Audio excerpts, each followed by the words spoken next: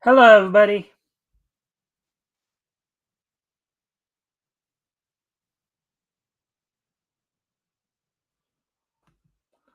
All right. Happy Easter, everybody. I hope everybody had a good Easter Sunday, wherever you may be.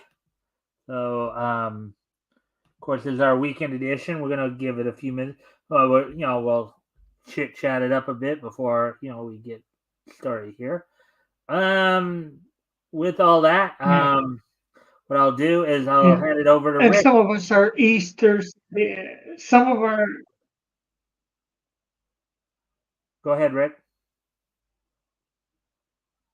You're handing it over to me. Are you going off Well, screen? yeah, Oh, hello, hello. okay. How I'm is gonna hand it everybody over to today? Oh you, well. Rick, to do your intro and Oh, oh, what kind of stepping on? oh, okay. All right, let's slow down. Let's Not slow down a good. little bit here. Okay, I'm gonna hand it over to Rick now, so he can do his intro, share any links if he'd like, do any promos. So with that, and hello, Elk. Elk is already here. Um, Hail Xenu, Yeah. happy day. Pass out of hell day. Okay. So with that, Rick, go for it. As always, guys, if you haven't already, you guys can like and share the stream. See if we can get some more friendly people in here. That'd be appreciated. Also, if anything we talk about tonight grabs your attention, feel free to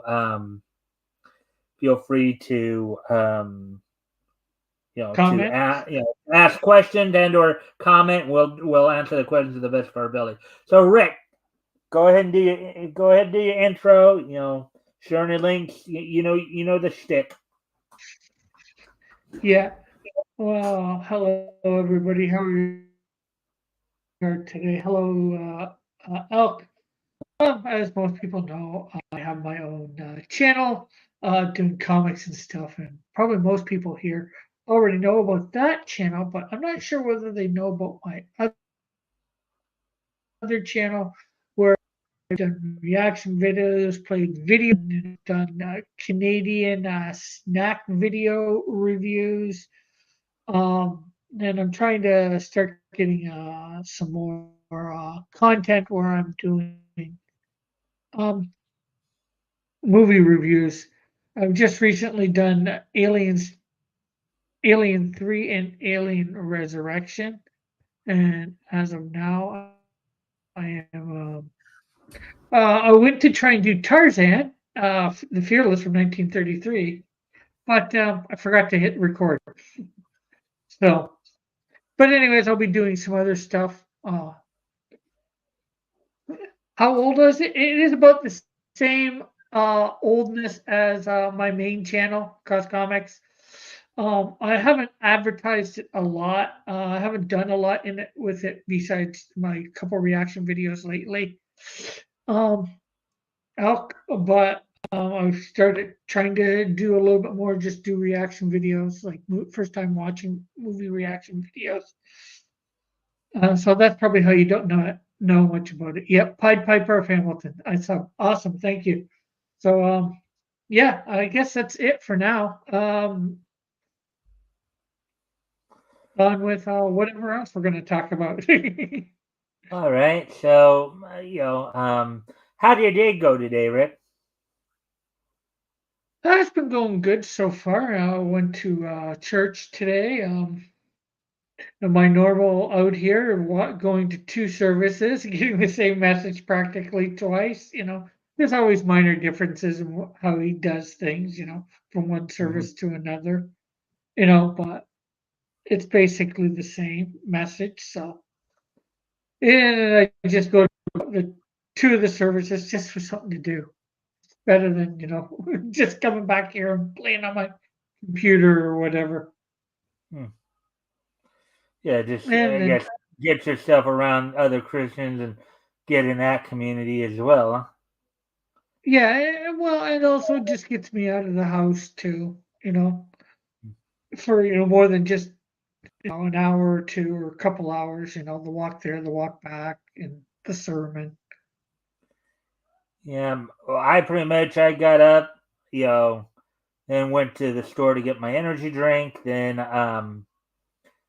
of course came back here, kind of got caught up on all my subscriptions, video subscription, watching stuff. Um, went ahead and got the show here set up for tonight, and then went and had some lunch at McDonald's, and came home. You know, basically got caught up again. Did some finalization before the show, and let's see. How are you? How are So you liking? how are So, you liking my new church? help I'm has a liking question for it you. pretty I'll let you much. read it. Go ahead, Rick. Yeah, Sorry. he's saying, "How are you liking the new church?" Well, I'm liking I'm liking it pretty good. It seems good. And how did I pick it? Well, before I left Hamilton, I went online and I typed in churches in Chilliwack. It was the first one to come up. I went on their website and looked what their beliefs, mission statement, vision statement, core values, all that sort of stuff. Just wanted to make sure I wasn't going to go to a cult or something that, appealed to me, made sure, they believed the same or similar. Obviously, you're not going to find probably a church that believes 100% that you exactly what you believe because everybody has minor differences and various things. Is it the same There's such a thing denomination as different denominations that's there, but yeah. Um, this one is, I believe it's non-denominational or interdenominational. I'm not sure how you would phrase it.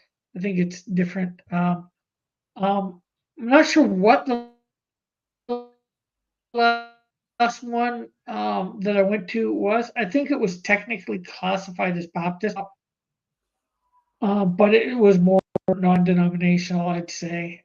And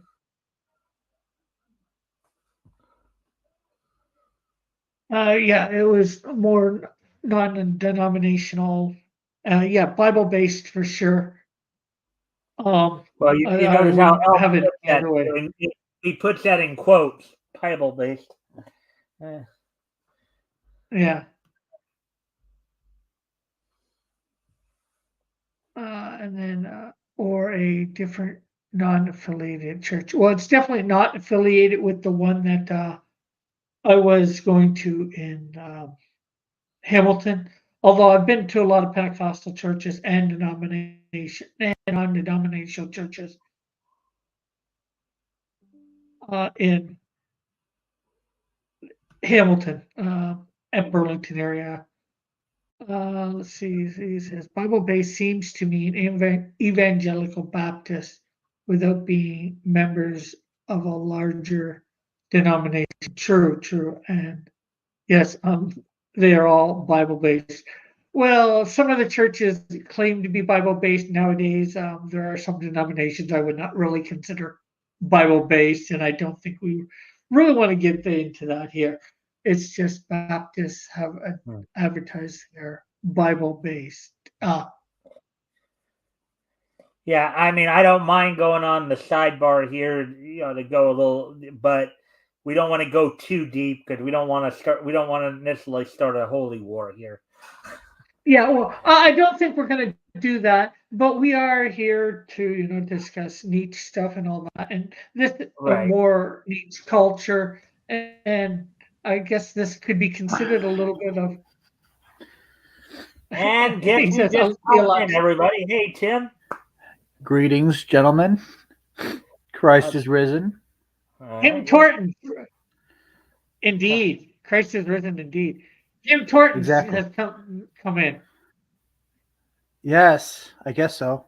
Who's still Torton? Yeah, well, him Torton. It, Him Torton. that's how us. Well, at least him Tony. Yeah, yes, I'm us, confused, but that's at okay. least Hamiltonians, probably us Hamiltonians, or many. if not all, many Canadians reverse the letters on Tim Hortons, one of our main coffee shops. So we put Oh, the T on, you know, just to joking, make fun of it. And I don't think we believe that you're not offending us at all. At least not me. no. And it's Yeah, just I mean, question. I just take it in stride. I know it's Easter. I know we'll probably get into it a little bit more, but Yeah. I Yeah, I just said it more tongue in yeah, cheek kind of thing there, Elk. But Maybe. anyways, Tim's here now, yeah, so why don't we give yeah. him a chance to let's give him a chance to introduce I himself. was just gonna say Sharon, I go was ahead, just gonna Rick. say when I say it, I just tried to get us back on some sort of topic that the show is supposed to be related around. Oh, Anyways, okay. let Tim introduce himself. Yeah. All right. So, well, Tim, you want to read this one because I think this was directed at you. Oh, greetings, Tim. Soon we will celebrate Xenu being freed from 75 million year imprisonment under the mountain of electrical shield over. Okay. Well, I guess so. So, anyways, Tim, why don't we give you a shot to introduce yourself, share any links, promote anything you're doing right now. Oh, You know, you know, you know the shtick, right? You know what I'm doing. Melvin 1 and 2 special editions are available at Walmart, Amazon, Barnes and Noble, Powell's, and Towels, Powell's. It's a bookstore. towels. And They're available for towels. yes, Rick. Um, and if you proof of purchase and a mailing address, I will send you a free book of Zed Odysseus #1. What's Zed Odysseus, Cool, you ask? hunted, kid. No, it is not available in digital, I'm afraid. All right. But Well, you should see whether well, what let you me should see whether uh Critical Blast will put it on the side for digital. Go yes, I was ahead. going to say I could get a hold of RJ and ask about that. Where exactly are you contacting from again? Are you He's asking? in Canada. He's in Canada. Elk Yeah. is in Canada. You could go. Yeah, you could go to Amazon. It is a bit expensive on Amazon, in my You can opinion. order it through Walmart. Well, I'm not sure. I'm not sure whether they figured out the Walmart Canada thing. Oh, oh, right. And I'm not sure whether you can order you from guys the States. you don't have a Barnes and Noble up there, do you? There's no Barnes and Nobles in Canada. Yeah, he says, hey, yeah, it's on Walmart Canada has a different stock. Yeah, it's on Walmart.com, not .ca. So I'm not sure whether they'll ship over the border for something like that and how much extra it would Well, cost or whatever. you could I know probably go. $10 American on. You could probably go to Walmart and ask about it. Yeah. He says, there used to be a Barnes and Noble. Okay, yeah. Yeah, but for sure it's on Amazon. For sure it is on Amazon.ca. Yeah. Last time I checked, it's a little bit more expensive than I think it should be on there. But Yeah, it definitely is. Rick and I did some looking around on a stream, I believe. Canada yeah, is that weird spot that's just north of me. yeah. Well, the problem is, as he said, it's different stock between the two countries. So unfortunately, .ca operates from the Canada stock instead of the American stock, which is sort of what you would think. Messed Right. up. I guess in some ways, but it's probably the same for each country for Walmart. the thing is, what you should probably see is whether go to see whether RJ might do something about see if he can get it onto the .ca or what the procedure is, if there is. All right, man. I say go for it. Scourge on Yeah, let me comics. check. Yeah.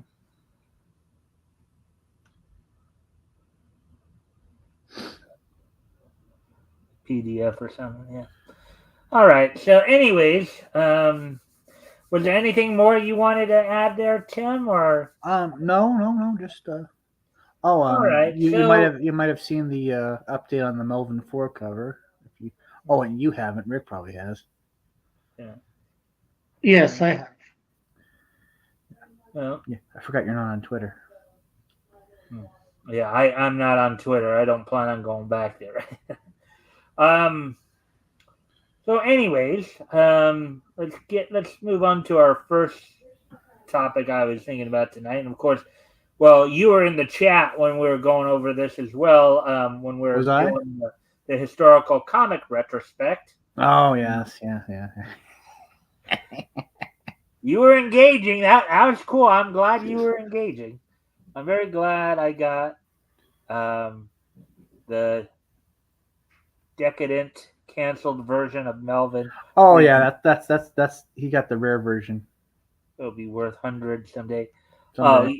You mean the one before you decided to? Is that the one before you decided to just Maybe for even copyright thousands. purposes? You said I Timothy wanted to. Olsen's Melvin or something like that because of what was going No, on oh with no, Melvin. that's gonna be Melvin 4, but no. The Melvin special editions are just without a certain person's artwork in it. Okay. Yeah, I had he had a stink about him, and I removed his stink from my book. Oh, who had a stink about it? Only a certain individual. VK. Yeah. Oh, Everybody knows. VK. Yeah, everybody knows the story by now. yeah. Oh, the person you recently had a Yeah. falling out. So Funny thing is, before I knew this horrible secret about him, we were actually making peace. Then I heard about him, like I don't want this guy attached to my book. Oh, this is somebody. This is yeah. somebody else. This is Vic somebody else. King, dude, come on. Oh. I had his artwork removed from my book. Rob Ewing replaced the artwork on Melvin 2, and we just all we had to do was change the credit page and go with the Dillard cover for Melvin 1. Easy peasy. Okay, so Okay. this is saying it's one spot saying it's like $29.23, and then I click 6 new offers. There looks like it's $13.53, and then there's a $14.52, $14.60 for Melvin. All sorts of different. I don't get Canada. What is up with you guys? This is from the .ca, Amazon.ca. So you could go over there and check out Melvin 1 anyways. Yes, that's right, Elk. Melvin 2 has new artwork. Rob Ewing's artwork is far superior anyway, so. Okay, now I think I understand who you're talking about. Yes, I was hoping you would.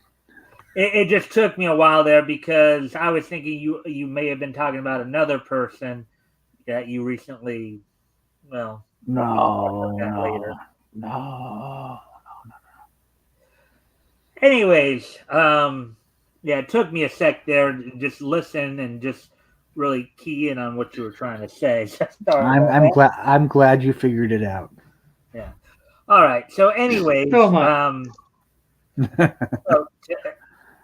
so the other night we of course went over. We went over a couple books that went on sale from Dell Comics in February 1940. Went over as part of the Four Color series from the 1939 series, issue number 5, which featured Smiling Jack. And then we also went over the 50th issue of Popular Comics, course, you read some, basically the Smiling Jack stuff was all basically reprints from newspapers. And of course, I know Tim was leading this conversation in the chat as well about the whole idea about why they were using the term Sister Act, in that one. That was the one where you had the twin pilots, and even though they were guys, they kept saying Sister Act. But I think eventually, what I realized was I was just being facetious. Well, what I came to realize, it's kind of like the idea when you call a city sister city, right? Like some cities will have like a sister city that, where they do stuff together. It's like, and I was thinking more along the lines too that might have been something like twin magic kind of thing, like what the Bella twins would do. Well, I mean, when they do usually give a city a gender, it's usually female. Yeah. Well, they do that with a lot of things too. They do it with ships too. Yep. Yeah. Yeah. So, also, we were thinking it might have been for the planes, the Sister Act thing. Or did you say that?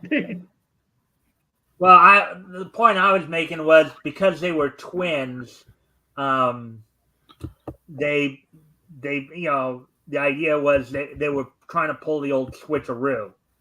But one of the things that ended up,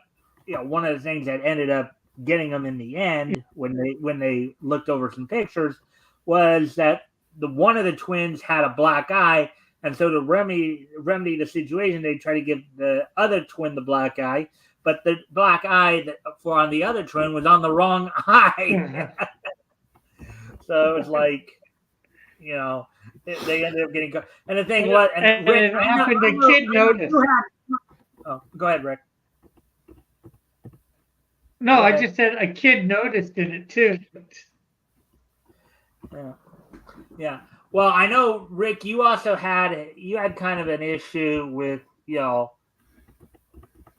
kind of funny how when they thought he lost a race to the guys, and how they were really just, everybody was just kind of dumping on him, like he'd gone from the hero to a goat,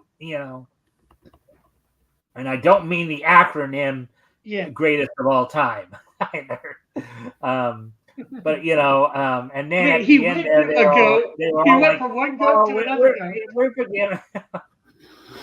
But but Rick, you want to give some impressions on the story on that? You want to give your impression from that story? Oh yeah. Well, for the most part, I like this story, and the thing is, as you were saying, sort of the way that the people reacted to the guy losing, they assumed he did it on purpose. When the guy's never, I think, done anything like that before, so why would you automatically suspect? And of course, everybody, wants nothing to do with him just because, they think he's a horrible guy, cheater, or whatever. And I think there was no proof, Yeah. To your point there about why they just instantly thought he sold out, as it were, was, you have to remember that was like, well, we're now getting into 1940, but that was basically late 30s, early 40s there, a time when, the whole idea of corrupt politicians, of mafia influence and all that was real big around that time, where, if anything went askew, everybody instantly thought, the guy must have been bought off, or the guy must be corrupt. That was just kind of the times they were in. Well, we still have that. Well, yeah, we still have that today just as much,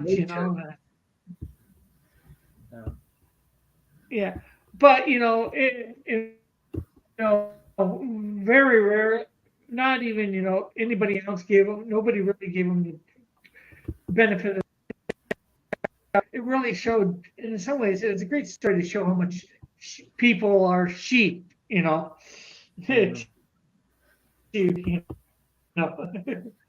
back sort of to that we are sort of sheep. They just everybody follow what one person says. And then of course when it was proven that he was, didn't sell out, Hmm, right. everybody went People. from hating him to liking him just fast, Gee, I wonder what that's which like. Hmm.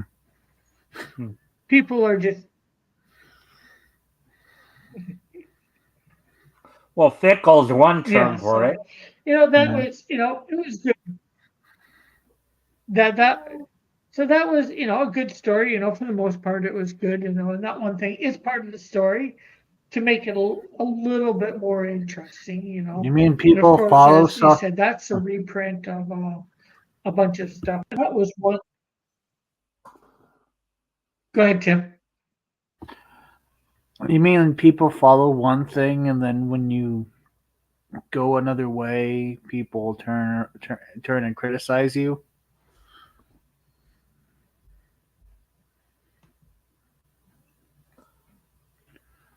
Yeah. Or Uh, Where people, well, we're or if you talking don't. about the story that we read one of the stories we read the other night, Elk. The one Smiling Jack about the pilot who they thought lost the race, and they thought that he sold out before it was realized that the guy who beat him used the old switching twins trick. Yeah. Or wait, or when you yeah. don't Uh, meet expectations. Hold on. Meet expectations. People turn on you.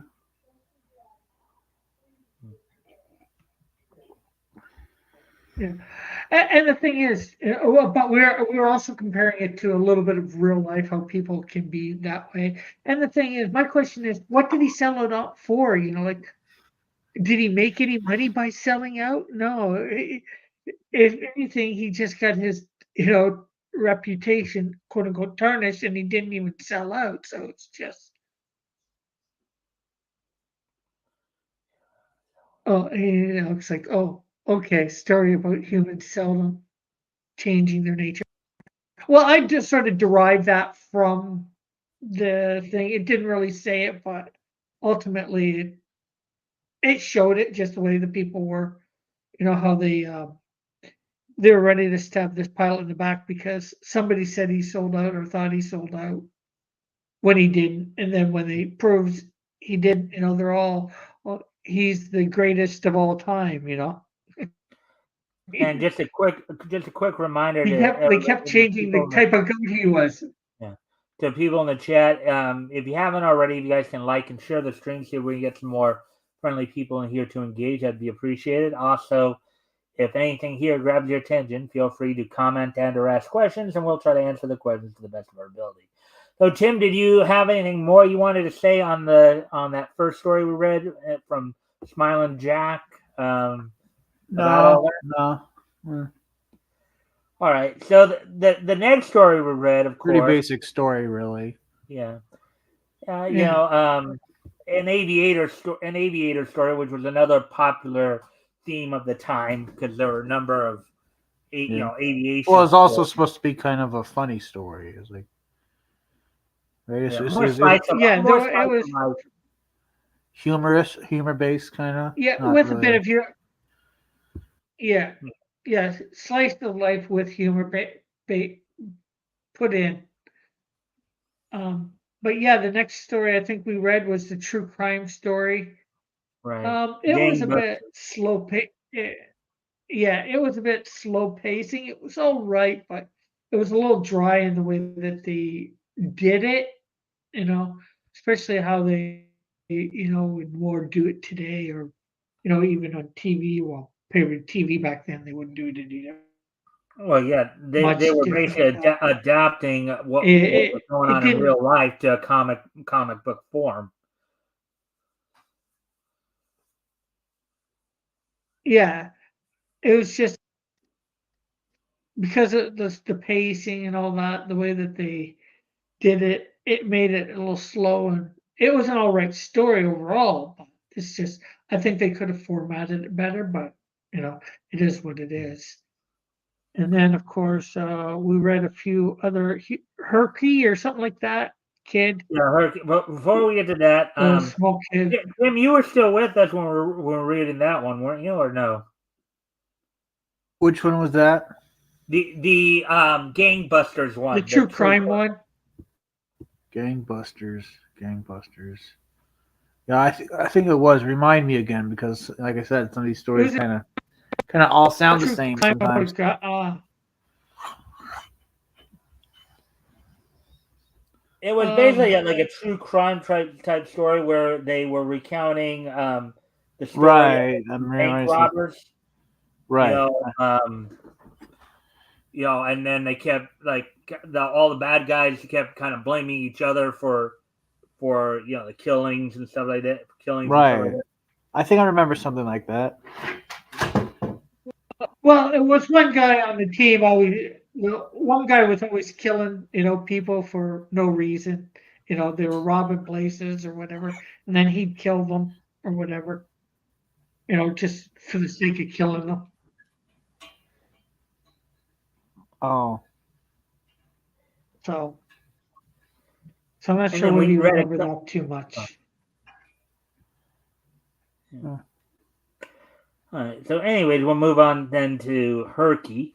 We did read a couple of Herky stories. They're just like one pagers. That was more comedy. Yeah, I comedy remember. Yeah.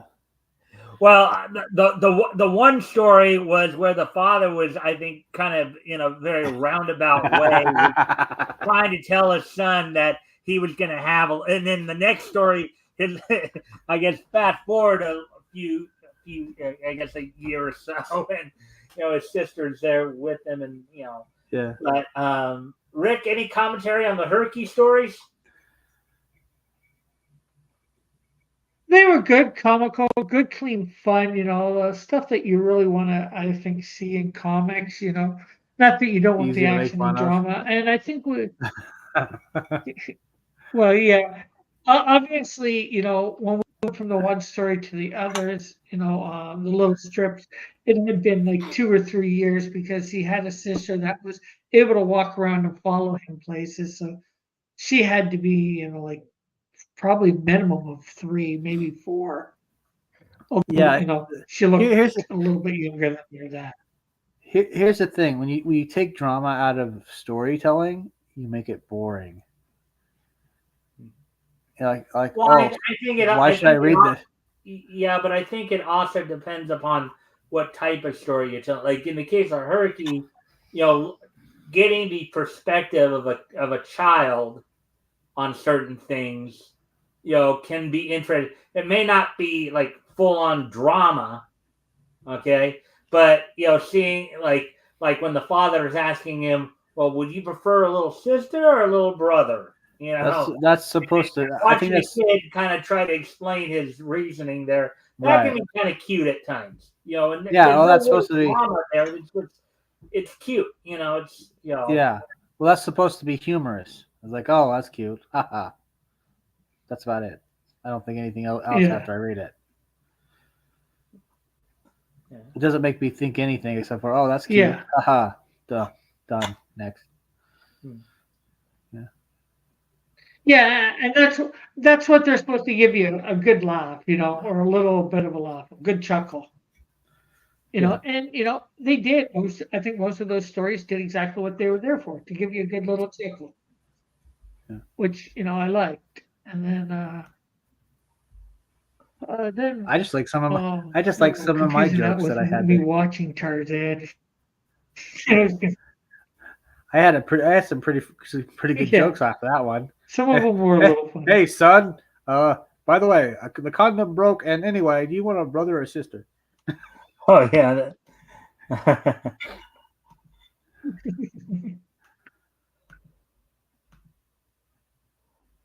Yeah, I just because I know there was one more story I read, but I kind of forgot what it was, so that's why I'm trying to go back and just see I where. like the idea of the basis for storytelling, which is what the Greeks put down, which is the story where it's the hero's journey, where the hero has has a mentor that either goes away or dies, leaving him or her a to use what this mentor character taught that character. And then the last story I read, as I just checked, was Hurricane Kids. That was basically about the two guys on the raft and the girl. Um, Oh yeah. and the battle of the two Well, actually, sea wasn't serpents. it three guys? Yeah, three guys. That's right. It was three Have you guys, Yeah, a ever? yeah. girl, Yeah. and sea serpents. Oh, and Elk is saying that's why Rick needs to make love triangles for each of his characters and the tensions that come from it. Not an obvious, destined single love interest. Aristotle mentions that. All right. Uh, yeah. So the last story was Hurricane Kids, and that was kind of interesting and then they had their boat stalled as they were trying to get away from the sea serpents. Um, I Right. think Yeah. one of the cool Yeah, visuals in that was oh, go ahead, Rick. Sorry. Go ahead. oh no, no, finish. Okay. One of the cool visuals that I thought was pretty cool, and I think you did too, Rick, was when you saw the one sea serpent biting into the neck of the other. Kind of like this. Kind of like, Yeah, that was pretty good. yeah. Um,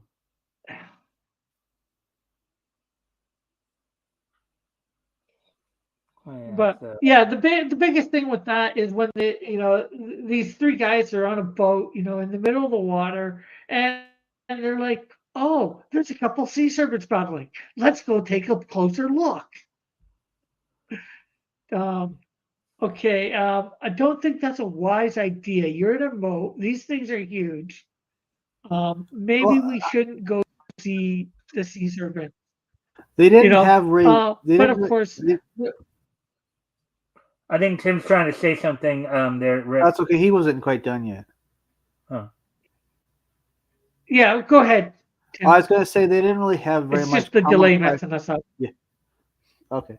They didn't really have much complex thought in characters, though. They didn't. You didn't have like them thinking anything complex. Only just really simple, basic kind of derp kind of things. Like, oh no, hey look, there's some sea serpents. Let's go take a look. Yeah. Yeah, but this story actually before that came up, it seemed actually pretty good. They looked through this not telescope, but the one is it a telescope? The periscope? No, not periscope. I think the thing that you put up to your eye and you look and you can see stuff far away. You're the one eye, not binoculars, but you know, I forget what they're called, but they look over towards the thing and they see the sea serpents. Yet there's a woman there that's part of their people that they don't Well, I think see it is that he telescope, actually Rick. needs work. Oh, telescope, he's saying. Mm-hmm. But I don't know why I was thinking it wasn't. Maybe I was thinking telescope was the one on the tripod, but maybe they're both called the same thing. Mm-hmm. Uh, but there's the woman that they need that they're friends with or whatever as part of their gang, however you want to, their team. She's over there by this stuff, stuck on this tree right near the battle. They would have been better to have them see her stuck there and say, "Oh, we need to rescue our friend." Instead of, "Oh, there's two sea serpents battling. Let's get a little closer." You're just asking for trouble. It's Yeah. No like reason. they just had this desire to just walk right into the lion's den, basically. Am I? Is it just me, or do you guys feel like old comic books like that? The stakes are really low, and so therefore, when they do stuff, you don't care. Well, I think partially it was a simpler time. I think people, overall were just they weren't necessarily looking, with everything else going on in the world at the time. I mean, we're still coming out of the Depression. Weren't even quite into World War II Yeah. yet. You had World War II raging in Europe. With all that, people people, with all that stuff going on, people were already having enough things to really think, critically about or deep about. They probably wanted something to help get them away from that, something a little more Yeah, simplistic. the escapism, and it's one thing. We are what, almost 90 years removed from that. Maybe a little bit more, almost Let's see, 90 2024 years, right now, that was back 80 in something 1940, years, so that'd be 86 years 84 removed. years. So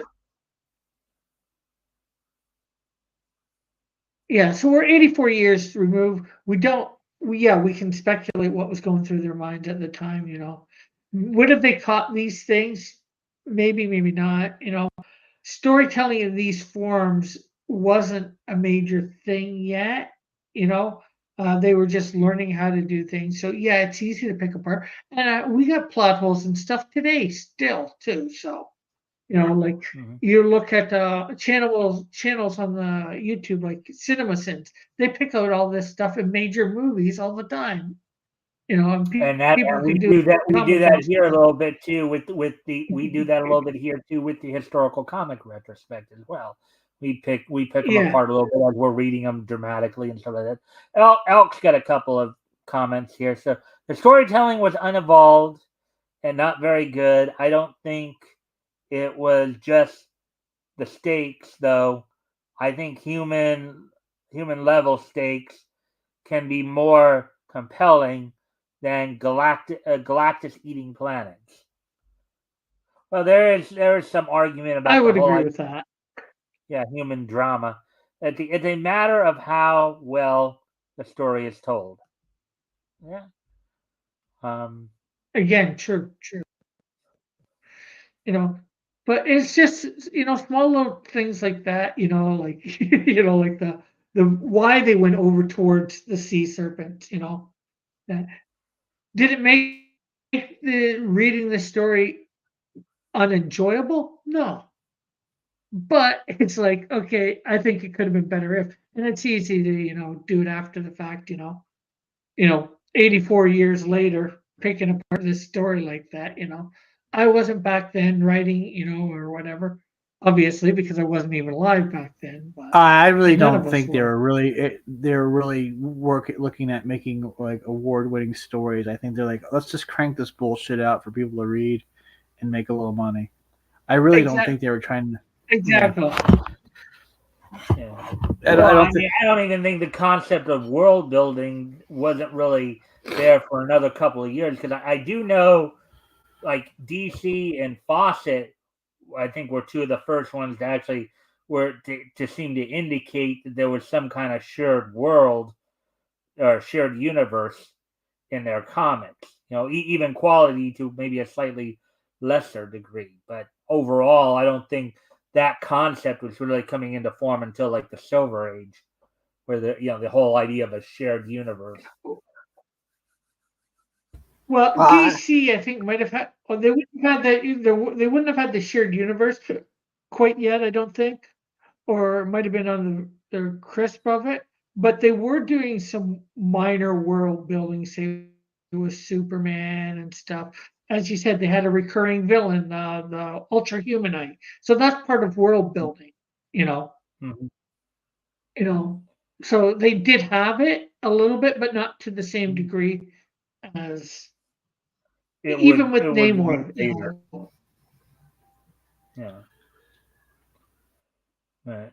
Anyways, you guys have anything more to say on what we read Friday night, or shall what we? you guys read? I can't think of anything more. No, not really. All right. So, well, today is Easter, so happy Easter to those who, of course, celebrate it. One of the things I did want to bring up before we, I guess, go look to see if there's any um, articles we can pick apart, and I saw quite a few.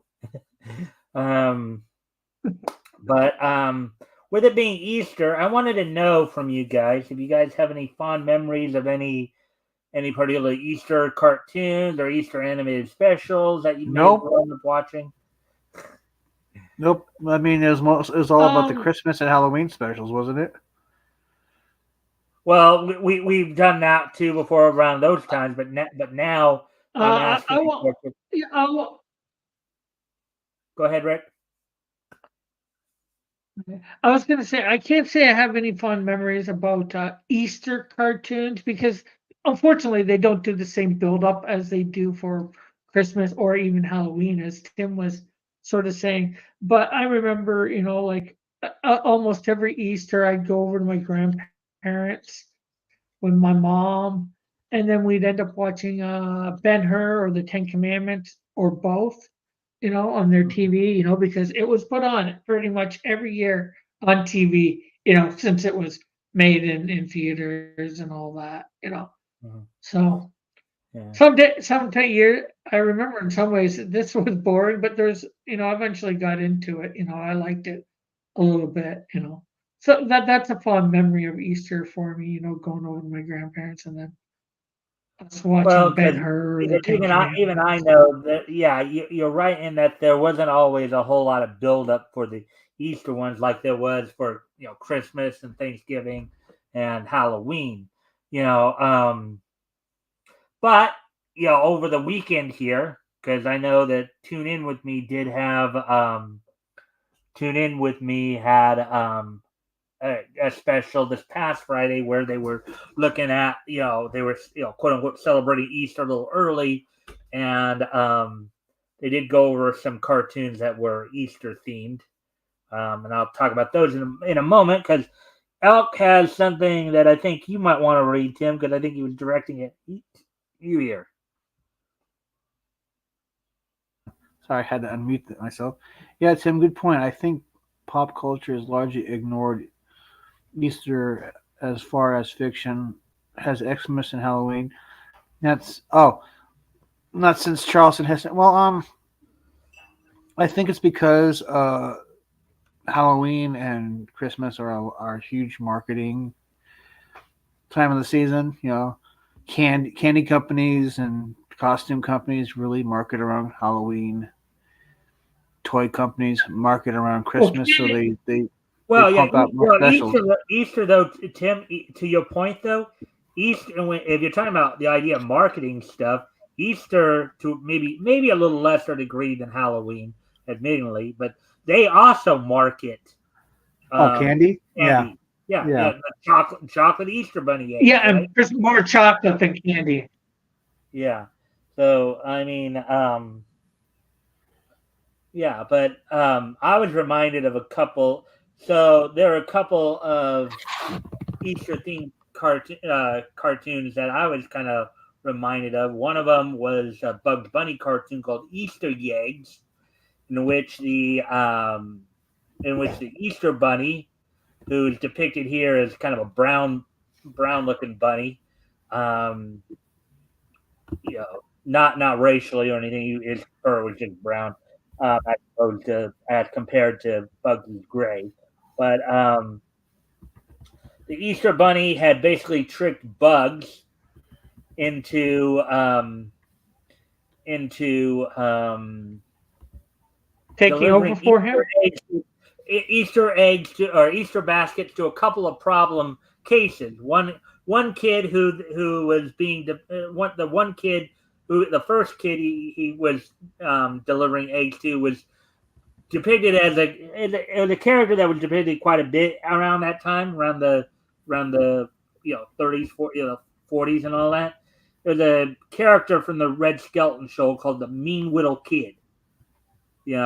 I don't know if you guys have Okay. heard that before. Heard of that? Mean Little Kid. One of the things he would say. Well, if I do it, I get a spanking. I do it. Stuff like that. It's like, um, and then the other one was, of course, delivering Yeah. Easter eggs to Elmer Fudd, whose only intent was to shoot a rabbit. So, um, so that, and then the other one that kind of I was reminded of was actually said to be the last Oswald the Lucky Rabbit cartoon, as produced by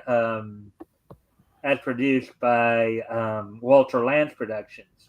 It was, I think, one of the few that was done in color, and I think I don't know if it was the only one or one of the few that also had Oswald speaking in it.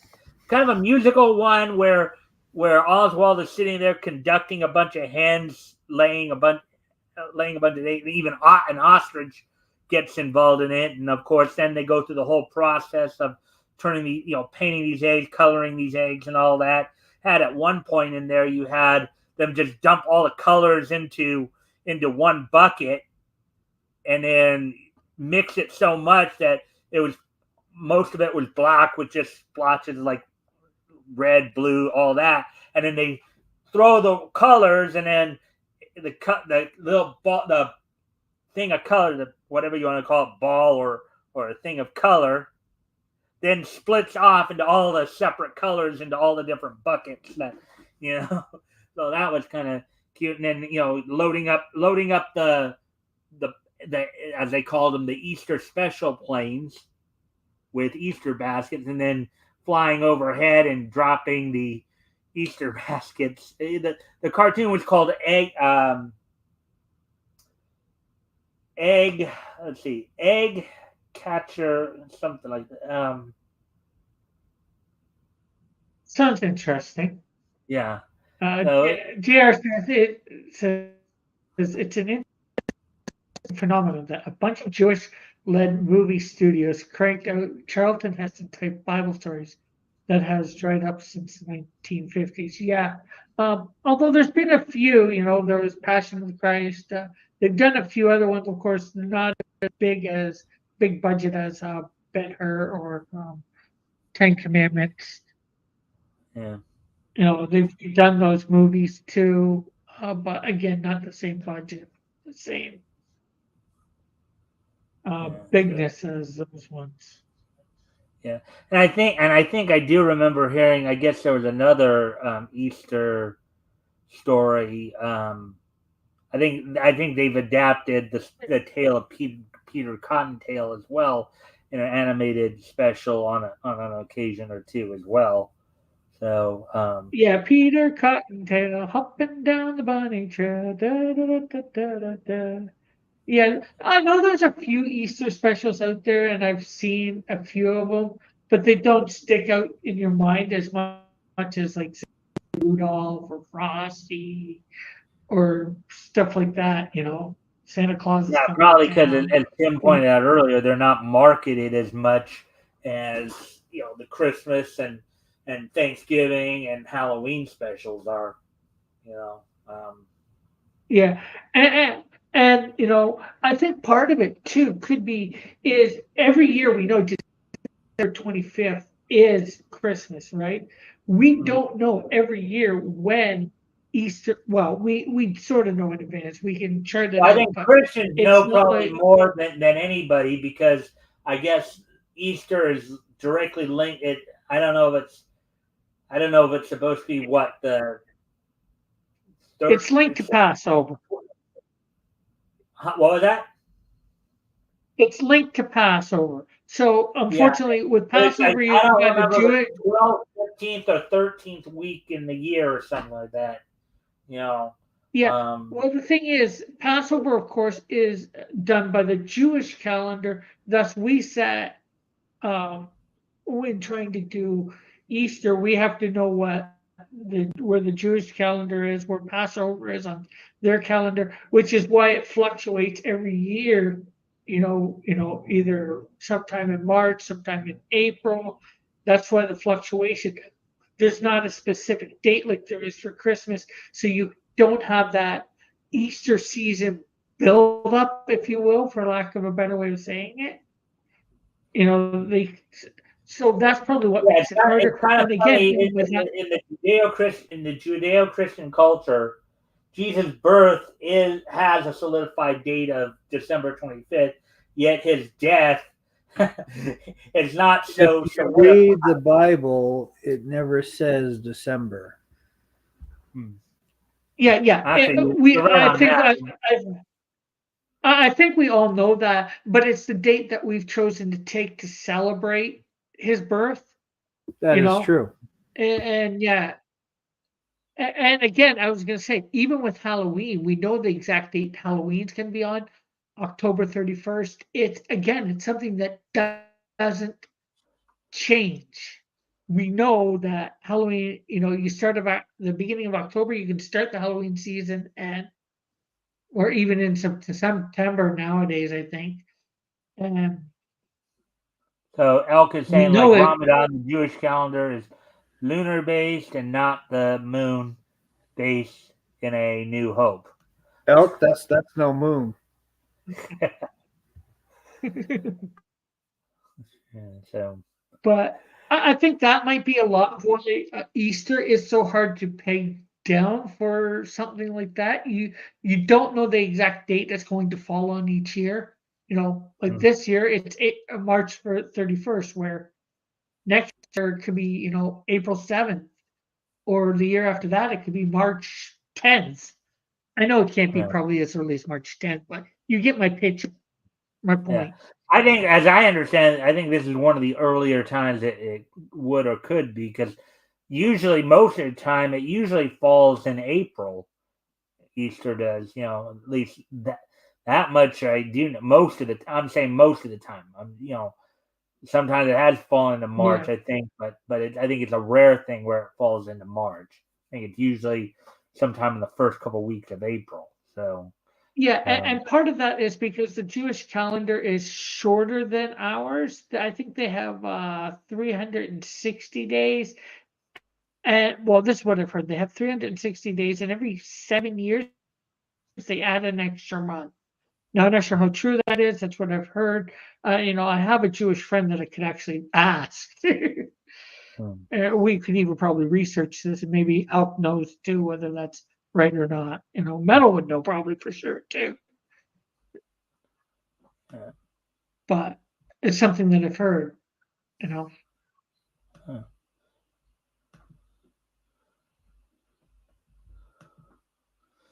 and let's see now. Uh, There were there was, series of disputes over the calculation of Easter's true date, including entire church councils. yeah. Hmm. Well, from what we can tell from the Bible, as far as I know, we can tell it was during Passover, near the end of Passover. So, which is Passover usually, I believe, lasts a week. And then technically they actually have two Passovers for those that couldn't do the first one for some reason. But I don't know, a few weeks or a month later, they do a second one for those that were unable to be involved in the first one for whatever reason. And I'm not sure which one which one we usually put Easter on, first or second. In doing some research, I think it's been the second one that we usually might put it on. I can't be wrong, but Anyway, I need to step away from the computer for a moment, Rick. So why don't you continue talking to everybody? Tim also stepped away for a moment, so I'm sure he'll be back before I get back. But anyway, yeah. I got to step away from the computer for a moment, so I'll be right back, and then we'll see where we go from there. Anyways, I'll be right back. Okay, so it's just you and me. Yeah. The simple standard definition of Easter is that the first Sunday after the full moon that occurs on or after the spring equinox. If the full moon falls on a Sunday, then Easter is the next sun. Okay. Is that, I guess that's the way we calculate it, not according to the Jewish calendar, like I thought with Passover. Sort of would make, I think, a little bit more sense. Well, make more sense, but not. But in my research, it seems more. Um, that seems more reasonable. Only took a few hundred years of councils. Yeah. Oh, but yeah, Hey, it's he didn't interesting. acknowledge my Star Wars reference. I'm very disappointed in you, Elk.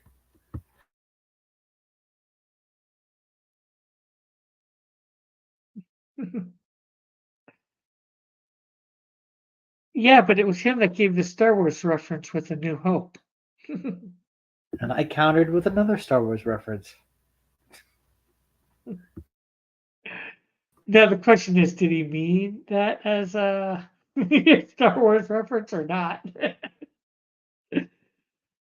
But I didn't get what you meant at first either. Now I do. Oak says, I think the Eastern Orthodox agreed on a common definition, then medieval Georgian calendar changed, separated Easter again. True, that was no moon. Oh yeah, it was a Star Wars reference. Damn Skippy. Well, the Alright, thing so is, too, the original Star Wars, when number 4, episode 4 first came out, it never had the title A New Hope. Didn't it I in did the while I was holiday? gone happen to remember the cartoon I was mentioning earlier. It's called the Egg Cracker Suite. That was the Okay. name of that And what Walter Lamb cartoon I was. Oh, correction, Rick. It did have A New Hope in the crawl. it did? Yeah. I'm pretty sure it did not in when it released in 1975 or 77, 79. But Challenge accepted. Hold on.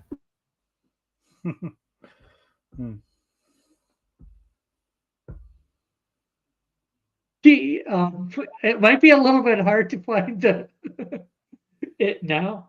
I'm not sure. Well, I'm not sure whether I have any video. I don't think I have any videos for free stuff. It could be. I don't know if that was the case, but it was called the Egg Cracker Suite. I mean, again, I'm just telling you guys about it if you should want to go check it out for yourself. You know, at least now you know what to look for.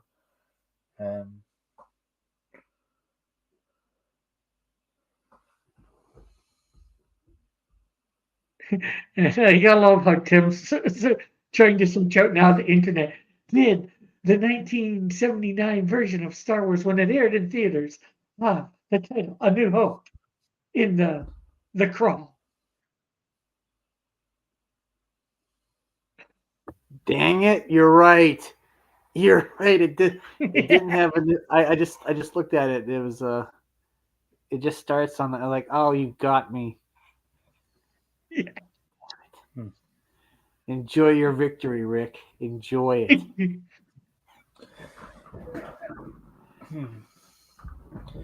Hey, I think we've had some pretty lively discussion over this first hour, huh, guys? Yes, pretty good. Yeah, pretty good. Yeah. Was there anything else that was crossing your mind, or shall we shall we look into the realm of articles? Sure, why not? Let's look at those articles. I got a question. Did Tim make it on Thursday? Yes, he did. He did, and we of course went over the Indie Comics Showcase. We actually, I think, Tim, if I remember, you actually liked some of the stuff that was being presented there, right? It looked pretty good. I ain't gonna lie, it looked pretty good. Yeah, so some stuff that worth checking out, right? Okay. Have you heard the debate as to whether an original release copy of New Hope exists or not? George Lucas refuses to release one and says they don't exist. What do you mean, like an original copy of the film? But every movie submitted for American copyright has to submit 2 copies to the Library of Congress, who should have them stored. Okay. Yeah. I think I heard George Lucas did get rid of all the original copies of the I wonder if there's a version where they had Stallone dub every character in Star Wars.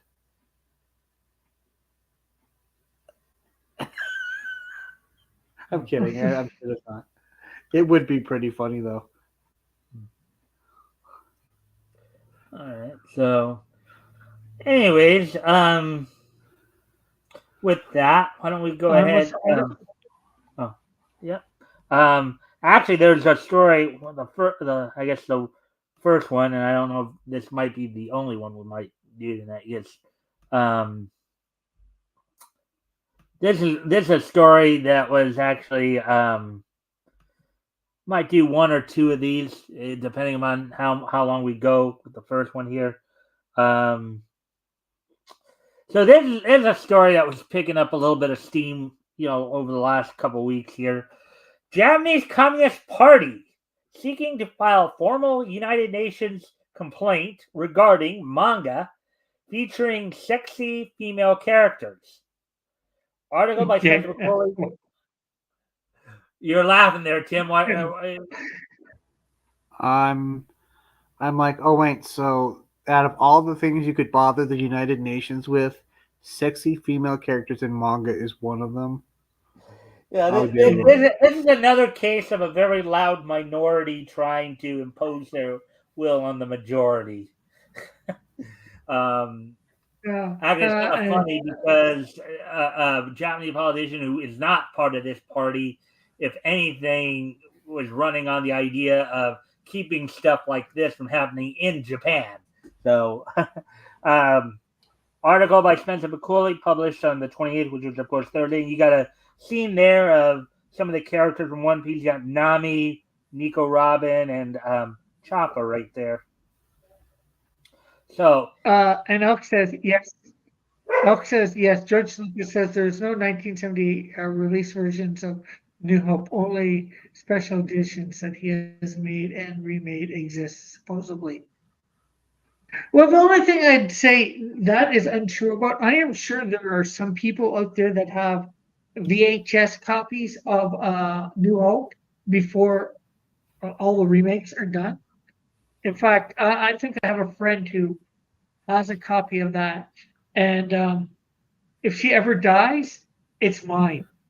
At one time when I went over to visit her for the first time and I saw her movie collection, I'm like, when you make your will, make sure I get all your movies, your DVDs. She told me a couple months ago that she actually had put that in her will. I was only joking. Oh, wow. Sarah was joking. Huh. And she has a nice DVD collection, and that the VHS are part of that. So it's like, right. I'm pretty sure she has the edition without all that stuff in. All right. Anyways, on with the article. Yeah, okay. So, and sadly proving that the ongoing war against creative freedom is not just limited to entertainment in the West, it appears the Japanese Communist Party is preparing to file a formal complaint with the United Nations regarding the continued depiction of, in smaller quotes, sexy women in Japanese magazines and manga. Okay, and they expect the United Nations to do something about this. How and why? Yeah. Well, it's like we're getting closer to that one world government idea, Rick. Yeah, but it's like this I believe is from One Piece. Well, don't jump to conclusions about that. Come on. Well, are we getting closer? Yes, to that. But the thing is, it's like I don't expect these people to even field the complaint, even barely look at it. They're just gonna say, "What the heck are you guys doing here? This isn't something that we can do anything about. Get lost." And Elk says the United Nations has an unfortunate history of associating itself with ditzy entertainers like Amber Turd addressing the General Assembly about violence against women and deucing on the bed. Okay. Let me ask you a question, Elk. Does the United Nations have any teeth, though? Because the United Nations also told us Americans to stop eating so much cow, and we still do anyway. Yeah. So here's a little depiction of some of the more well-known characters from Fairy Tail, the Hiro Mashima manga. You got the blue-haired who's Juvia Loxer, the redhead Urza Scarlet, and Lucy Hartfilia, the blonde there. So, the party's latest political play was first revealed on March 18th, courtesy of Misato Nakayama, a user on the Japanese open blog website together. Quote, I scanned a QR code in the Shimbun Akahata, in brackets, the local newspaper publication of the Japanese Communist Party, unbracketed, and looked at the survey being conducted by, in brackets here, Japanese feminist organization, bracket, the New Japan Women's Association, unquote, wrote Nakayama.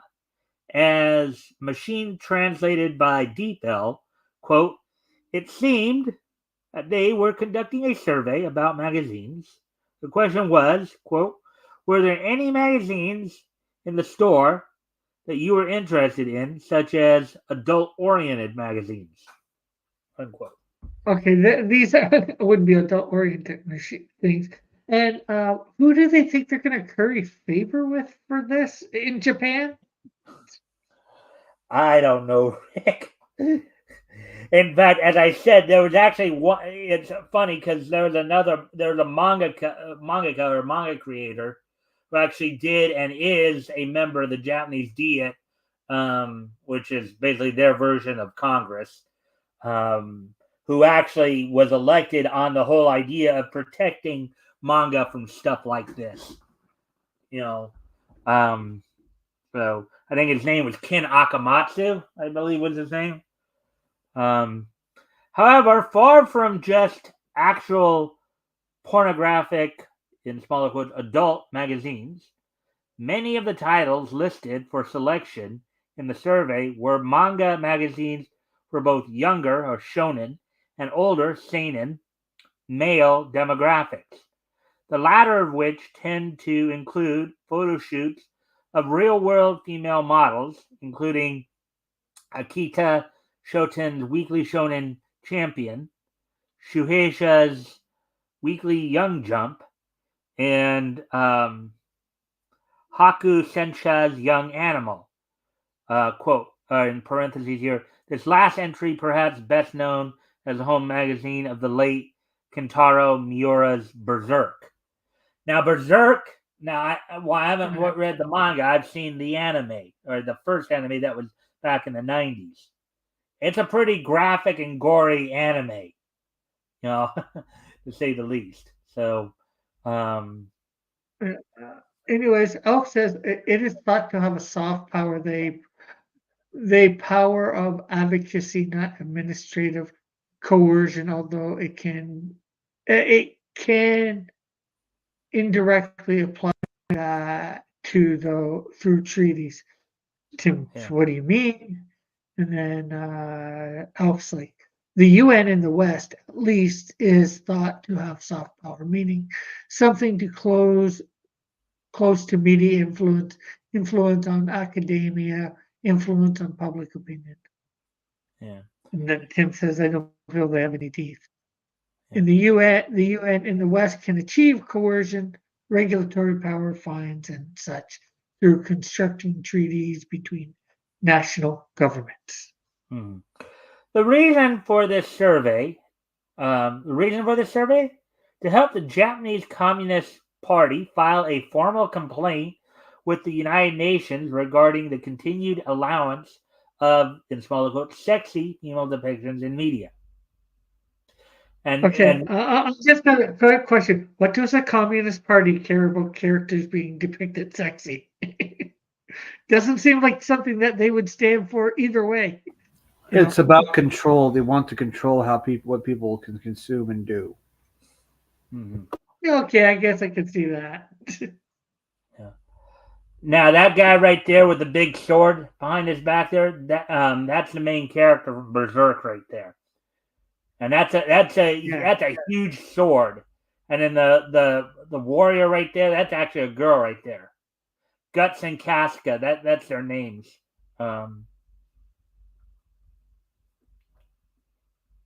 So, quote, in a 3-day preliminary survey, 517 stores, conducted at the end of December, we found that adult magazines in convenience stores, which we thought had disappeared through our campaigns and surveys, or making a comeback in various locations, unquote, explained the Japanese Communist Party in the survey's preamble. Quote, this time we will conduct a full-scale nationwide survey, unquote.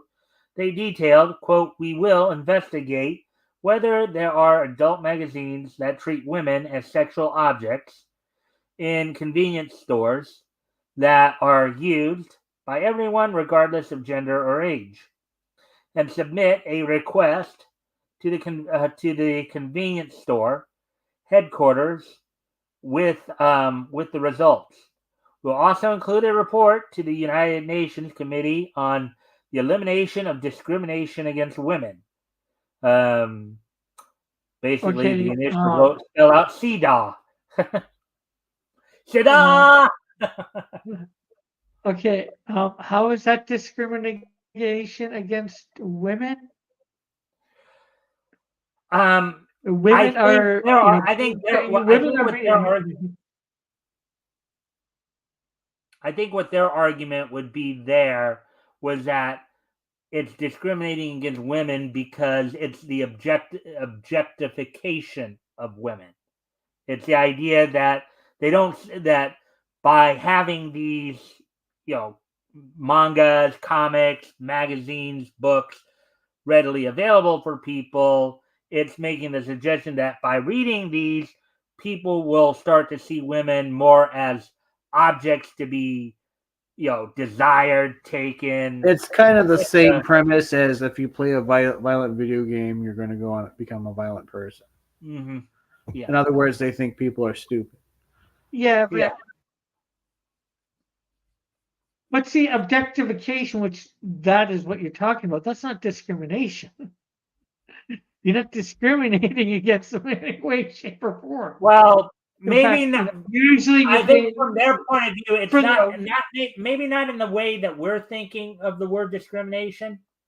But I think a better word might be more prejudicial. But it's the idea. I think the idea here why they would use the term discrimination here is because it's setting one group of people at a standard below another group of people. So either way, it's what's probably going to happen is if they get their way, the stuff that we all see will probably go underground anyway. So. Mm-hmm. Yeah, but I can't see Japan complying to it anyways. If they say anything, the United Nations, that is. Notably, this is not the first time the Japanese Communist Party has taken aim at attractive female characters in entertainment. In November 2022, Shimbun Akahata published an essay in which its author, a party member, took extreme issue with the, in small quote, strong male perspective in Square Enix's Dragon Quest series. Now, Dragon Quest, just so you guys, I don't know if you guys heard of Dragon Quest, is actually a pretty popular franchise. It spans from video games. I mean, there was even an anime that came out, even though here in America only the first 13 episodes were dubbed. But it was a pretty, and in fact, the ironic thing is I think Dragon Quest is actually another one of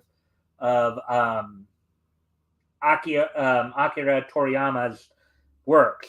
The same guy who did, of course, Dragon Ball. So, particularly in regards to how it portrays its female characters. Yeah. So this, I think, is from Dragon Quest 6 Echoes of a video game from 2017. There's Jade right there. That's actually 11, not 6. Oh, yeah, 11. That's right. That was an X, not a V. Okay, yeah. Quote, for example, in smaller quotes, chosen hero who was born to save the world is a male, unquote, wrote the party member. Quote, there's even a childhood friend who continues waiting and saves herself for the hero. Even for roles and abilities, male characters are generally assigned to attack, while female characters are assigned to heal and support. Unquote. He continued, quote, the way they speak, um, in parentheses, using daze and gawa endings, is also stereotyped by gender. Quote, the excessive sexiness, in smaller quotes there, of the I hate these people already. what was that? I hate the Communist Party over there too. Well, I think I think I don't, yes, Yeah. it's the Japanese branch of the Communist Party. May I strongly suggest they commit seppuku immediately? And for those of you, okay, No, no, no, no, no. We do not. We do not want anybody committing suicide. We Except for the can't suggest Japanese, that, Tim. except for the Japanese Communist Party. No, Yeah. we can't even. No, no, Tim, we Tim, cannot suggest that. We don't Rick, want Rick, to hold get on, Mike's channel hurt. Right, right. I'm sorry. In Minecraft. In Minecraft. Tim, would you like to explain to everybody what seppuku is? It's basically ritualistic suicide to restore honor. Correct. They didn't see. They wouldn't look for that. Yeah, I mean, a lot of people. I think unless you have at least some awareness of Japanese culture or like manga or anime, I think most people would not have even know what that meant unless you actually were into Japanese culture in some respect. So, yes, I mean in Minecraft. Yeah, but it's better safe than sorry. yeah, is also concerning such like we're returning the channel.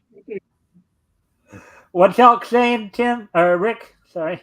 I'm reporting this channel as we speak, and I jokingly said I'm reporting this channel as we speak. I put LO snitch.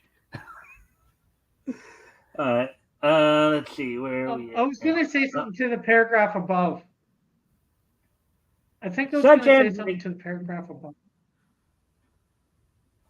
Oh, But I you forget wanted what to it say says something to now. the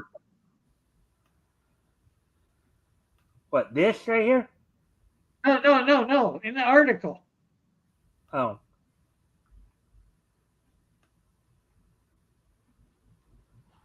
All right. So anyway, such as a character model for the female martial artist that focuses on her breasts and hips, and use the bunny girl outfits as armor, for female characters. Yeah, but in the woman's case, having strong hips is actually more of a positive because they have stronger kicks. Yeah. Well, the thing is, I would say this person is focusing on the breasts and hips just because they're big or whatever. I haven't seen the picture, or just because they're voluptuous or whatever. Are you focusing on that? Maybe regular people aren't focusing on that, and that's you focusing on it. So who's got the problem? Yeah, it reminds me of what they talk about with Bill Ayers and the rules for radicals, right? It's the idea of look in the mirror, find the most evil, heinous thing about yourself, and then point to the other guy and say that they do it. Yeah. Is that an actual tactic that they use? Yeah. Oh, then that just makes them a bunch of hypocrites, doesn't it? Mm-hmm. Yeah. They further complain, quote, the fact that many towns have sexually oriented areas is also problematic. And that's just real life. Okay, in Japanese culture, there have been quote unquote red light districts where you go down the street and there's a whole bunch of brothels in those. Funny that you say that.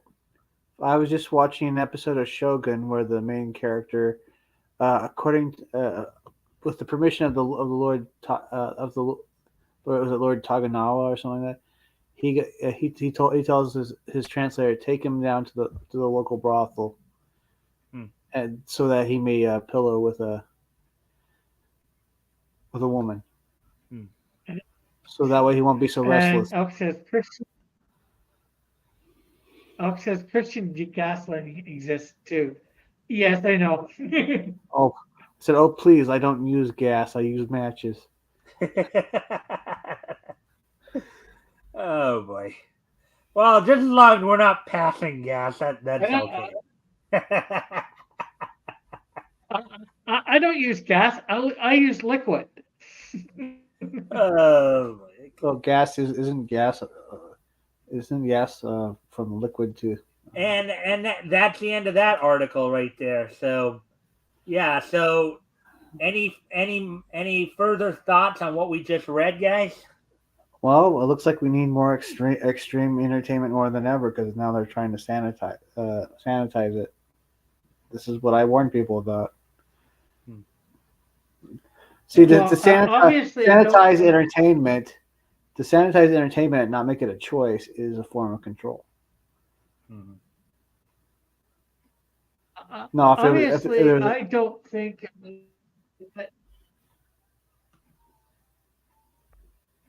I don't think this is going to get anywhere, but it could possibly get. Well, yeah, as I understand, because I know a couple other people were talking about, like Yellow Flash had talked about this.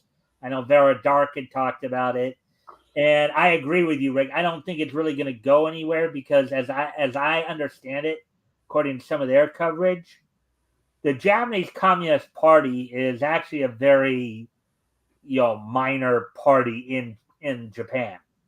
They don't really have enough people in their ranks that have enough positions of power to where they can really do. Yeah, that's part of the reason why they are petitioning the United Nations to do something about it, because they know they can't do it themselves in Japan.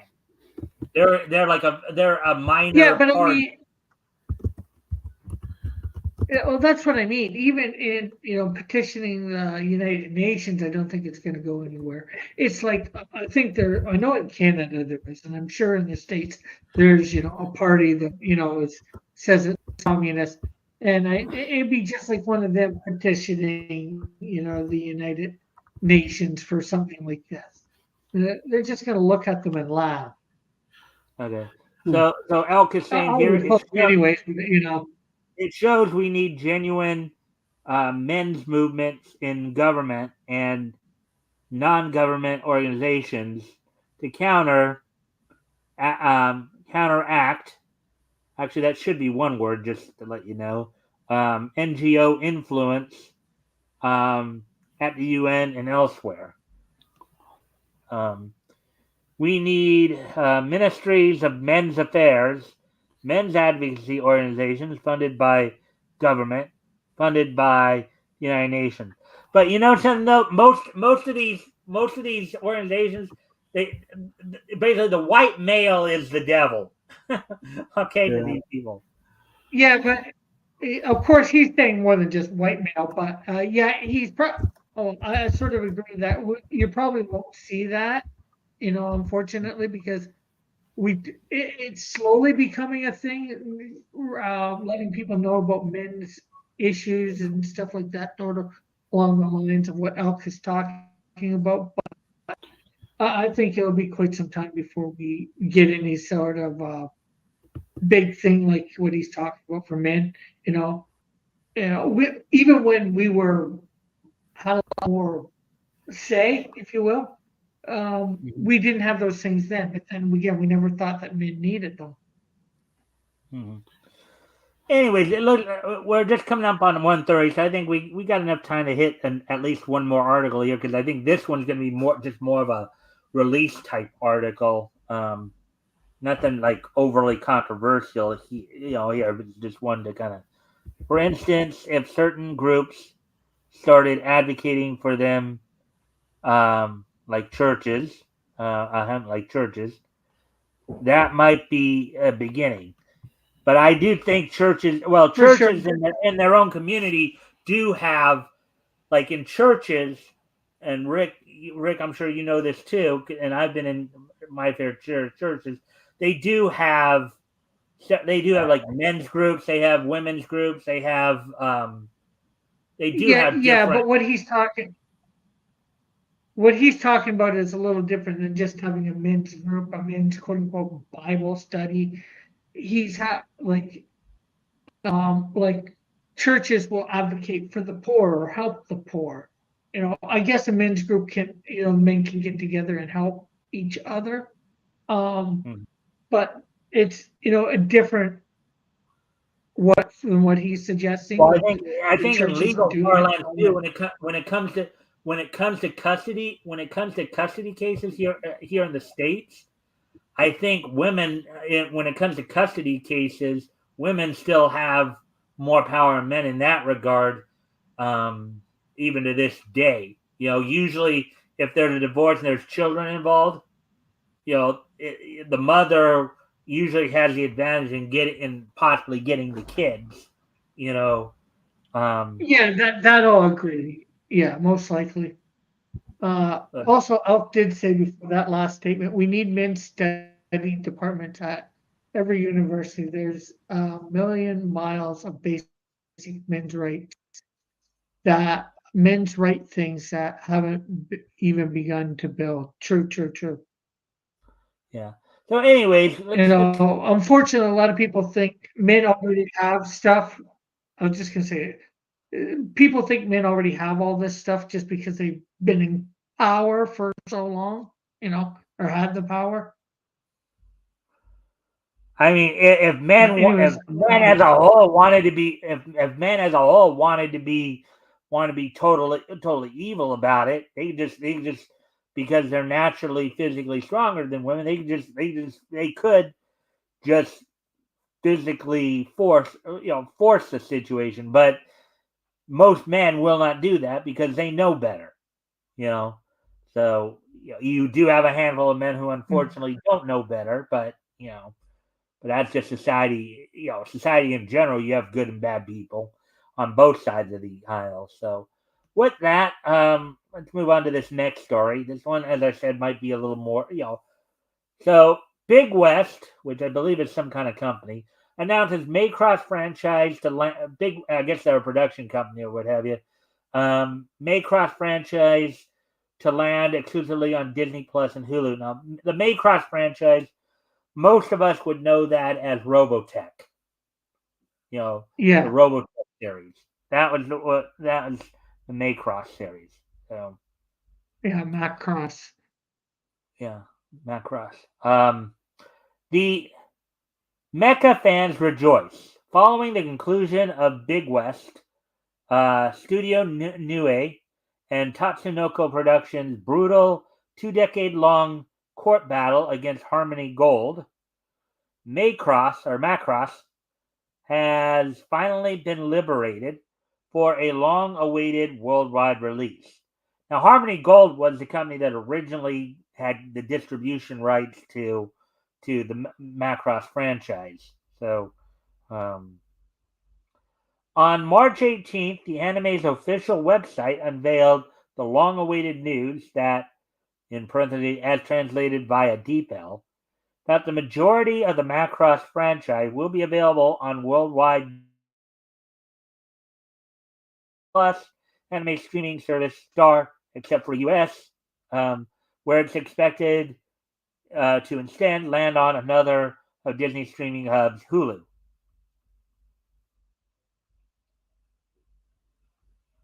So there's While all 18 Macross series will be available in Japan, only 16 will be accessible worldwide. Despite the 2021 agreement permitting the immediate distribution of the original franchise entries and the creation of new ones, 1982's Super Dimension Fortress Macross, and its accompanying movie, the Super Dimension Fortress Macross Do You Remember Love, will remain exclusive to Japan. And you see the scenes right there again from this from we know Rick it as Hunter Roman. and Min May. What was that? Rick Hunter and Min May. Yeah. Yeah, or at least that's the names we know him as. Yeah. By the end of 2024, the following 16 Macross titles will be available worldwide on Disney Plus. The Super Dimension Fortress Macross Flashback 2012, a music video in which director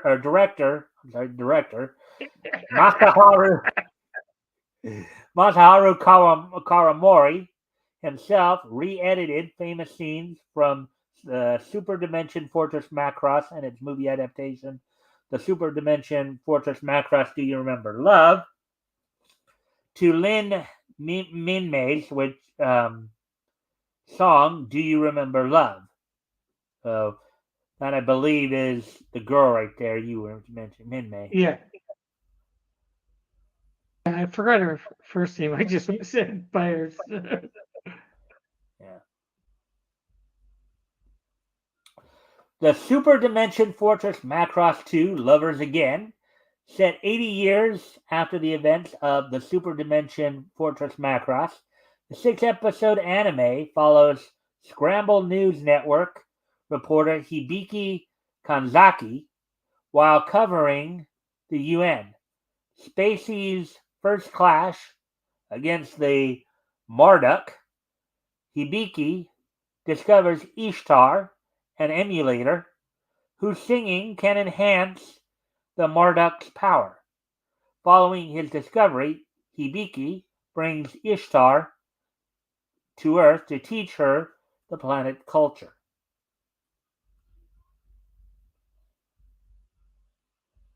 Okay. That sounds interesting, I guess. Macross Plus and Macross Plus Movie Edition, the first sequel to the original Macross. This 4-episode anime OVA and movie adaptation follows military test pilots and former childhood friends Isamu Alva Dyson and Gold Goa Bowman as they attempt to help Shinsei Industries determine the successor vehicle to the classic VF-11 Thunderbolt. So the Veritech fighter? Macross 7, the direct sequel to the Super Dimension Fortress Macross.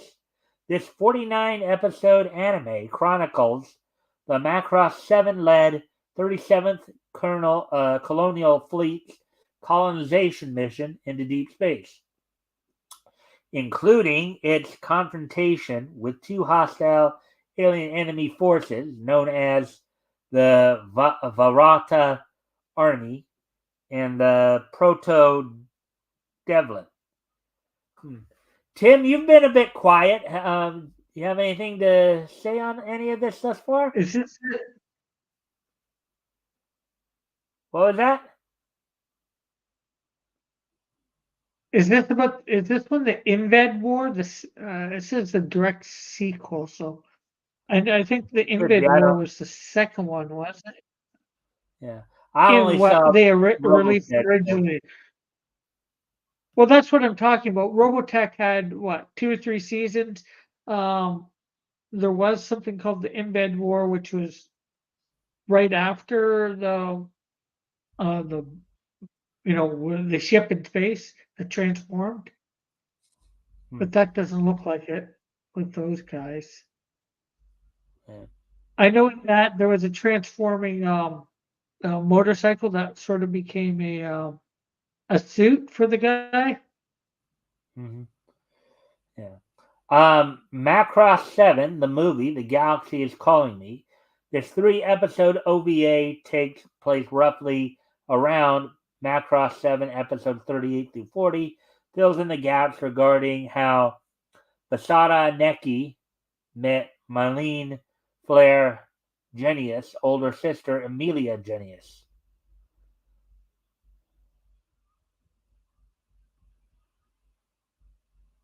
All right. Macross Dynamite 7. 1 year following the Macross 7 fleet's victory over Jeparuniti, This 4-episode OVA follows Basara Neki as he shifts gear from fighting a war to embarking on a rescue mission to save galactic whales from space poachers. Wow, saving whales! That seems to be quite a common theme in space sci-fi, doesn't it? Anybody remember Star Trek 4? I believe it Yeah, I was. was going to say, I only remember one, so I'm not sure whether it's actually a trend or not. I mean, like, there's only really one movie that does that. Yeah. Macross Zero, set 1 year prior to the Zentradi's arrival to Earth. The Super Dimension Macross 5-episode prequel recounts the conclusion of the UN species war against the anti-UN factions. Oh, that could be interesting.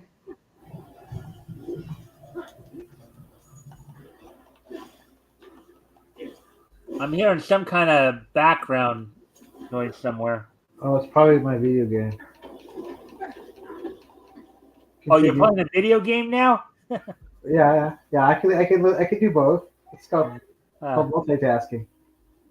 All right, so Macross Frontier, Macross F, Macross the False Songstress, and Macross F the movie, The Wings of Farewell, a decade following the brutal war against the Zentradi.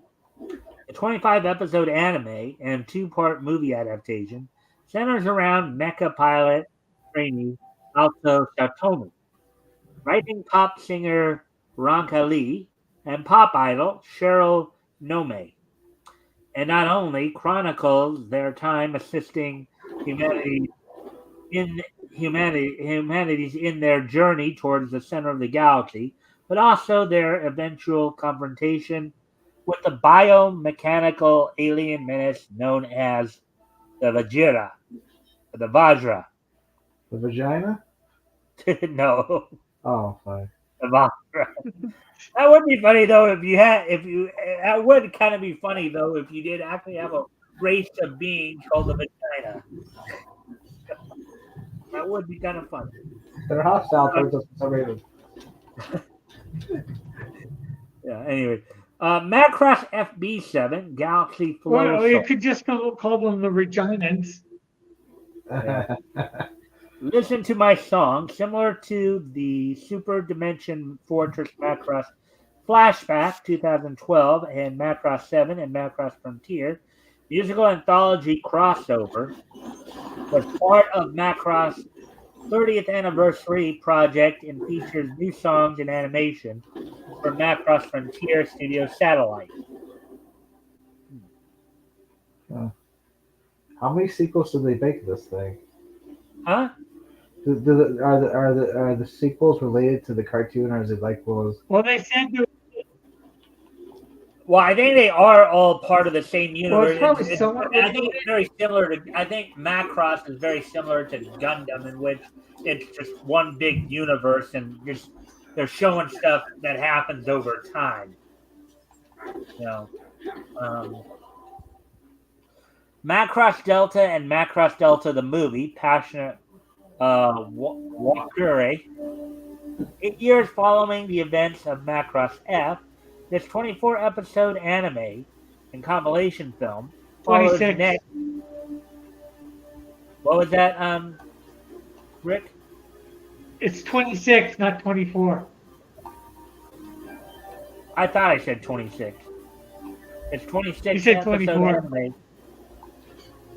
All right, I thought I said 26, but this 26 episode anime and compilation film follows a generation of tactical sound unit Wakure's idols, Mikumo Gainemer, Kanami Buccaneer, and Makina Nakajima and Reina Prowler, as they fight alongside the Delta flight to tackle Var syndrome, a mysterious bacterial disease that causes hosts to go into a violent rampage.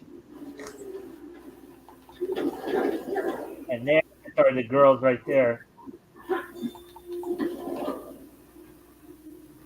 Theatrical short Macross F, Labyrinth of Time, originally screened alongside Macross Delta, the movie Absolutely Live. This long-awaited short follows Ronka Lee as she searches for the missing alto Sartome and awakens unconscious idol Cheryl Nome.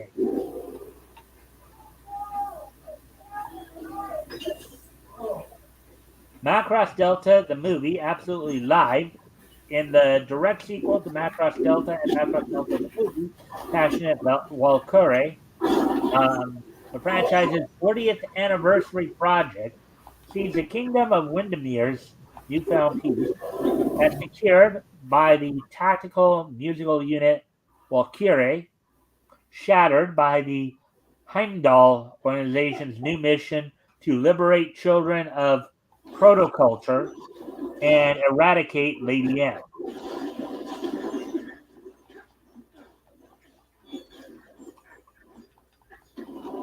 And there we go with that one. All right. So what did you guys think of all that? Gives us I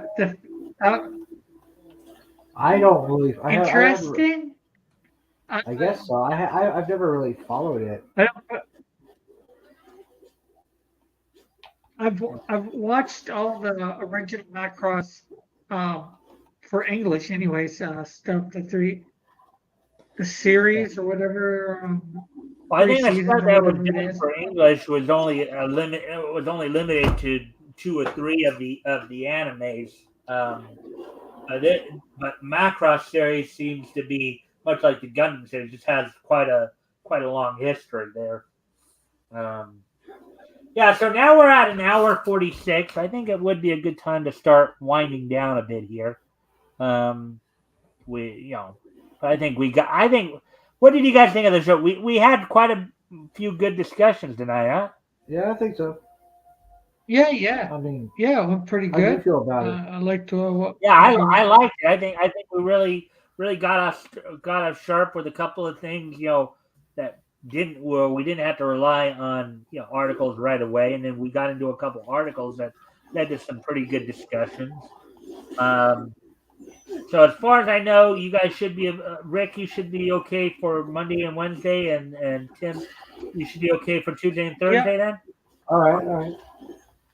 All right, I'll send you guys the links early in the day there.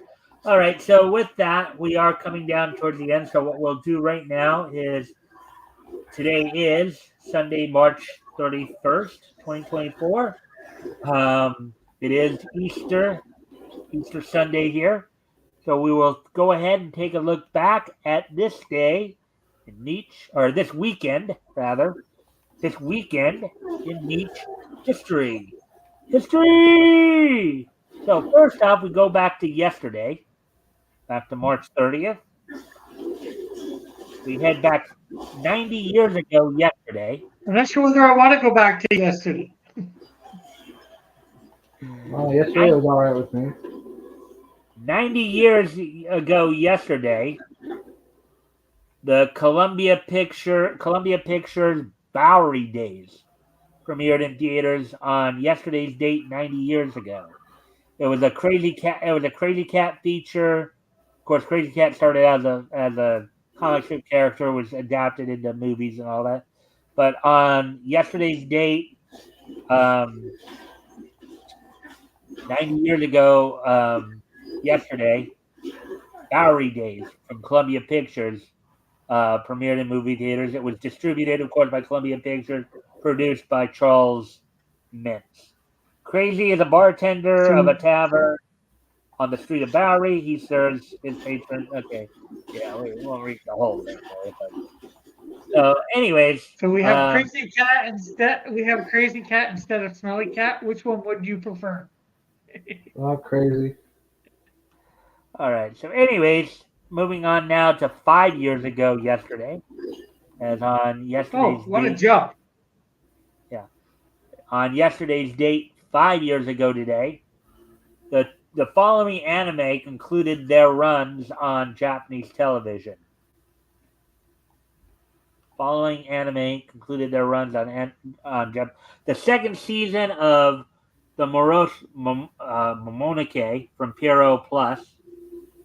Pierrot, the company that also did, of course, like Yu Yu Hakusho, among others, and Gohan's WZ. So the second season of Morosh Momonoke and WZ and Gohan's WZ both concluded their runs on Japanese television on yesterday's date 5 years ago. Now, as we move up to today, we move up to today. Let's see. Moving on. Okay, so first off, we're going to head back 70 years. 70 years ago, today. 70 years ago today. On this date, 70 years ago, the 35th issue of Captain Marvel Adventures went on sale on newsstands from Fawcett Comics on this date 70 years ago today. Or, I'm sorry, not 70, 80 years ago today. 80 years ago today. Captain Marvel. Yeah. The 35th issue of Captain Marvel Adventures went on sale on newsstands. Had 4 Captain Marvel features, including Radar, the International Policeman, Action in Indianapolis, The World of Largeness, and Mr. Mind's Blitz. So, 80 years ago today, the 35th issue of Captain Marvel Adventures from Fawcett Comics went on sale on this date 80 years ago today. And going back just 10 years ago today, on this date 10 years ago today, back in 2014, yeah, WWE on the Go Home edition of Raw before WrestleMania was the last Raw show before WrestleMania. The WWE held its Monday Night Raw event from the Verizon Center in Washington, D.C. The night saw in the main event Randy Orton Batista end in a no contest and a no disqualification match. Saw Kane defeat Roman Reigns by a disqualification. In a Lumberjill match, Naomi defeated AJ Styles. Let's see any other? Usos defeated Ryback and the Real Americans in a 3-way tag team match. Saw the Rhodes Brothers defeat Fandango and Damian Sandow in a tag team match. So, 10 years ago today, the WWE held its Monday Night Raw event, the Home Raw before WrestleMania event. So before we head out, we'll start with Tim. We'll go counterclockwise. We'll start with Tim. Tim, do you want to do an outro? Yes, I do. You can find my books on Walmart, Amazon, Barnes & Noble, damn it, and Powell's. That's Melvin 1 and 2. If you get either one and show me proof of purchase and a mailing address, I will send you a free book, which will be Zed and the DCs, number 1. Okay. Did you want to share any links or have anything, or did you have anything more you wanted to say, or? I could share the links next time.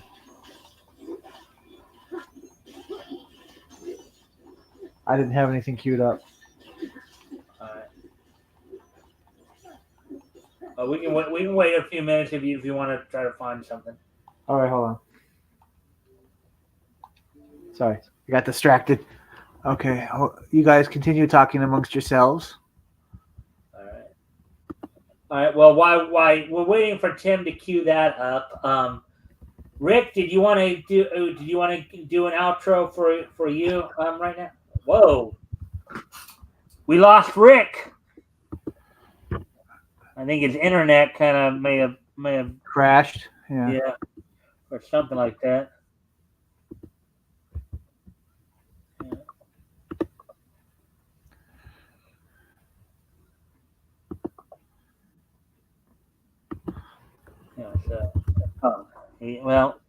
Device not okay. Rick, you're back. And he's gone again.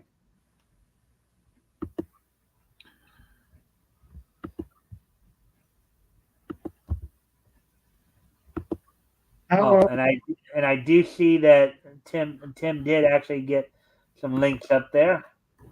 There's the Walmart link. Yeah, I'm just waiting for. There's another link there. Are you still putting more links up, Tim? Yep. All right. Well, Rick, while we're waiting for him to finish putting links up, did you want to do an outro?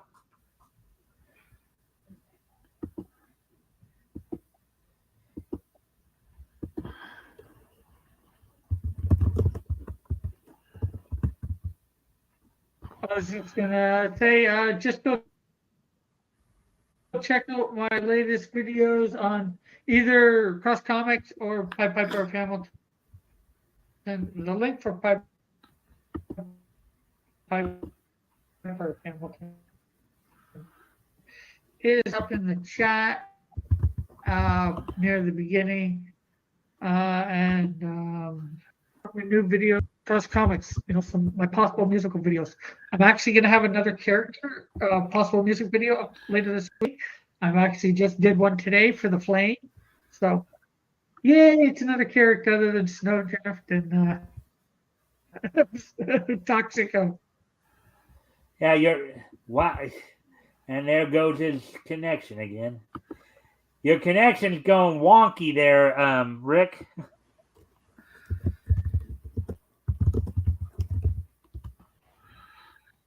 Yeah. So hopefully people could hear me. If not, oh well. You were kind of choppy. Like every other word was coming in there, but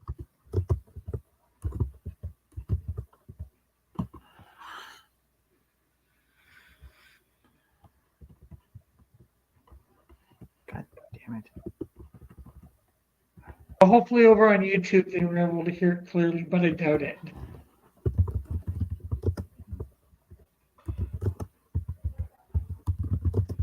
But I'll just end with that since I'm, being choppy. I'll let you end the stream. I'm just waiting for Tim to finish. Hold on. Finish. Yeah, I guess that's it. I guess Melvin number 2 is not available on Barnes and Noble. I don't know why. Maybe not up there yet. Yeah, that's about it so far. All right. So here are some. So you want to go through these real quick?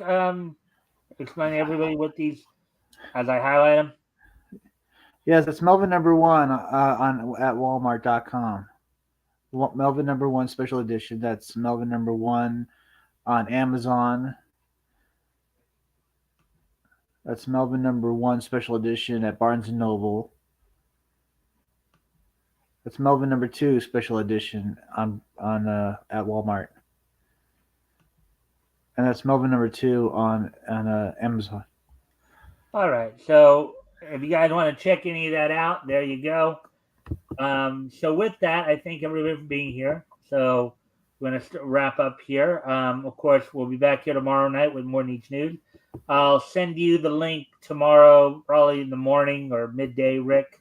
I'll have you here tomorrow.